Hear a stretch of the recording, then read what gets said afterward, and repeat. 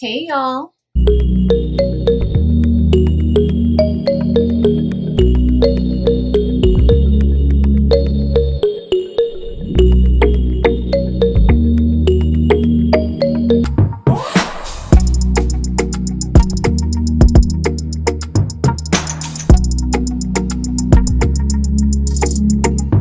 Welcome to my channel. If this is your first time here, I'm Patrice. Please look at the other content, and if you enjoy that content, please be sure to like it and also hit that subscribe button. For my returning subscribers, hey y'all, welcome back. So today's video is going to be a Glowforge video. Belle and I will be making a name puzzle. In Crafts and Combos last night, I gave away a name puzzle, and this is actually going to be my very first time doing a name puzzle on the Glowforge. I have done quite a few of them on the CRICUT, but I am ready to tackle this project using the Glowforge. I am looking for projects that I can make and sell in my Etsy shop, so I'm going to test it out and see how it goes. Today I will be using proof grade material from Glowforge. This is medium draft board, and the proof grade material, it comes with this QR code on it, and when you place it inside of your Glowforge, it automatically detects what the material is and it adjusts the settings for it. So because I'm just getting started, I am using lots of proof grade material until I am more familiar with the Glowforge. And also, if you saw that unboxing video, I took off the paper or the protective paper that was on top.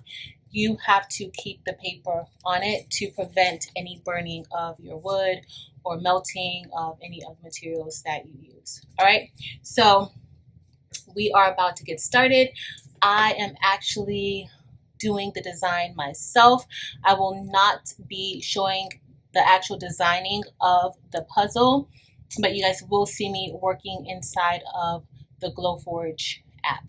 All right, so let's get started. Okay, so now we are inside of the Glowforge web app, and we are going to upload the file that we will be using today. You all may hear the Glowforge in the background humming a little bit. Belle has been a little noisy because she's getting ready to cut our project. Okay, so this is the first time that I am using a file that I created to cut with the Glowforge. I designed this file inside of Adobe Illustrator. It is an SVG file for cutting and engraving. All right, so let's see how this works. We are going to click create.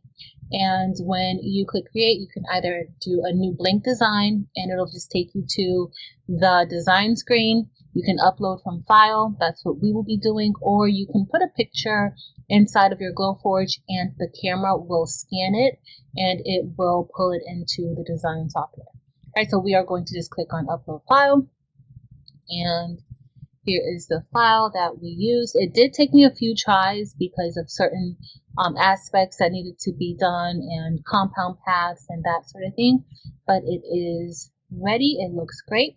So the board will be cut and Hiasha will be cut also. That will be cut out. Anything in red will be cut out, and also the second board that will be on the bottom of the cut file.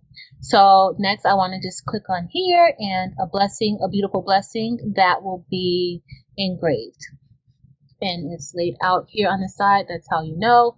The Glowforge, because this is proof grade material, the Glowforge automatically set the cut and engrave parameters for us, so we don't even have to touch that. That's the beauty of the proof grade material. However, you can use other material in your Glowforge. Right, so we are just going to click on to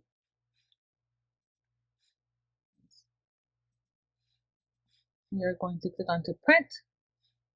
Oh, you have to move. So I guess the artboard is not in the printable area, so we need to move this over a bit. Let's see. So now it says ready.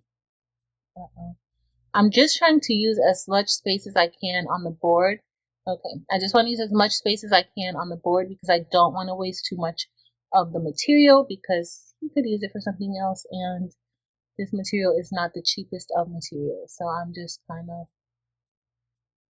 pushing it a little bit. All right, so it says ready. And so let's click on print.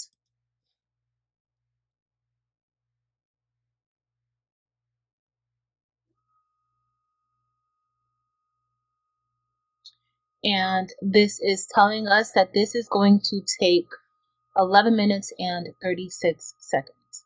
All right. And so as you see, the engraving file or the engraving portion is turned blue. All right, guys. So you hear that's the air filter, and we have a blinking light. So it is time for us to press our blinking light and get started.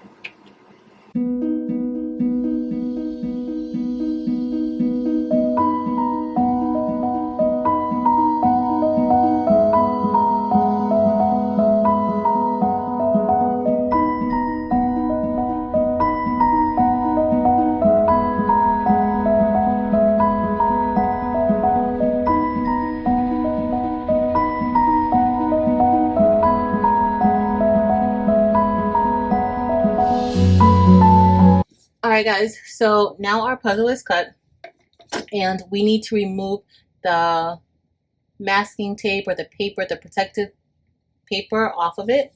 And so I'm going to start by doing that.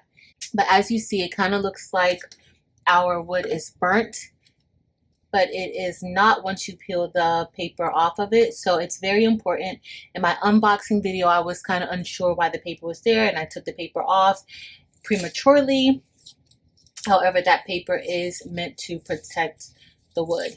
And so as we peel, you will see that there are no burn marks on the draft board. All right, so we are just going to do that. Once I am done with cutting, or while I'm cutting the vinyl, which isn't going to take that long, I am also going to glue this together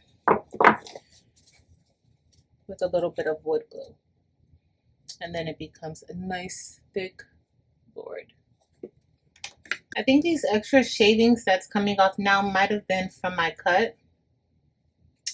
I might have had extra strokes there. So I'm thinking that's possibly the reason why I had these extra shavings. I haven't experienced that before. So I'm definitely thinking that it is my cut, the cut file. So I originally planned to use the Cricut Maker and to cut out an inset of the name and use that to provide a little bit of color to the puzzle, but I changed my mind and I'm going to go with some acrylic markers. But right now I am just gluing the top part of the puzzle down. I'm putting the glue on that, and then I'm going to place that on top of the bottom base of the puzzle. I'm putting it this way so that the puzzle, that the glue does not seep through any of the letters. All right, y'all. So I changed my mind about using vinyl. I am going to use some acrylic markers, and these are water-based. It's UV resistant, and so these should hold up pretty well. All right.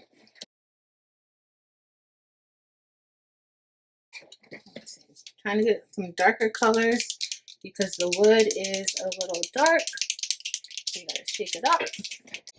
All right, so now we're getting ready to paint our letters, and these markers, you do have to shake the markers and then kind of pump it, and the ink will come out, so don't worry.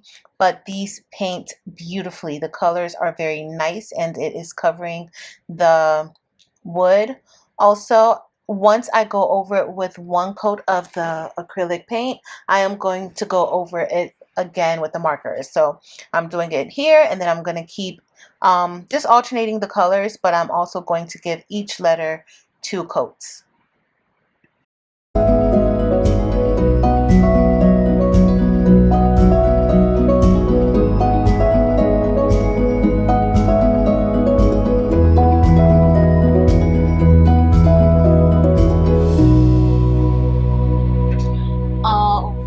So we we are all done, and how much fun was that? And how professional does this puzzle look? I am loving this puzzle.